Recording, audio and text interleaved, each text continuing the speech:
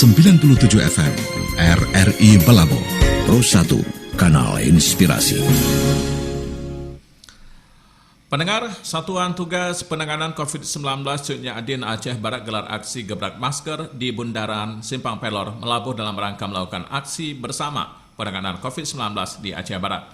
Aksi gebrak masker kaum ibu-ibu yang bernaung di bawah panji Satgas Cutnya Adin dilakukan setelah sebelumnya dikukuhkan oleh Bupati Aceh Barat di Aula Bapeda setempat.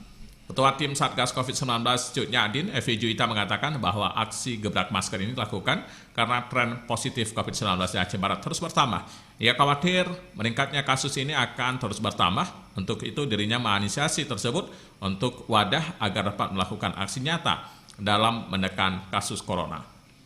Aksi bagi masker ini terus dilakukan untuk menekan angka positif COVID-19 di Aceh Barat. Dirinya bersama tim Satgas selalu siap melakukan yang terbaik penanganan COVID-19 di Aceh Barat. Di samping itu, Evi Juwita, tim Satgas Cutnya Adin akan melakukan sosialisasi penanganan kasus positif COVID-19 melalui siaran keliling, mengunjungi tempat-tempat yang dianggap rentan terjadinya penularan virus corona seperti kafe dan juga tempat pembelanjaan. Pada kegiatan tersebut, gebrak masker ini turut juga dihadiri oleh Bupati Aceh Barat yang didampingi oleh para kepala SKPK. Ramai MS yang turut membagikan masker kepada pengguna jalan mengatakan sangat mengapresiasi kegiatan yang dilaksanakan oleh tim Satgas Cutnya Adin. Ia berharap kepada masyarakat agar selalu senantiasa melaksanakan protokol kesehatan demi kesehatan bersama. PMK Aceh Barat sangat mendukung kegiatan tersebut mengingat meningkatnya kasus positif COVID-19 di Aceh Barat yang semakin mengkhawatirkan. Oleh karena itu, perlu kesadaran bersama untuk memutuskan mata rantai perkembangan virus corona yang mematikan tersebut.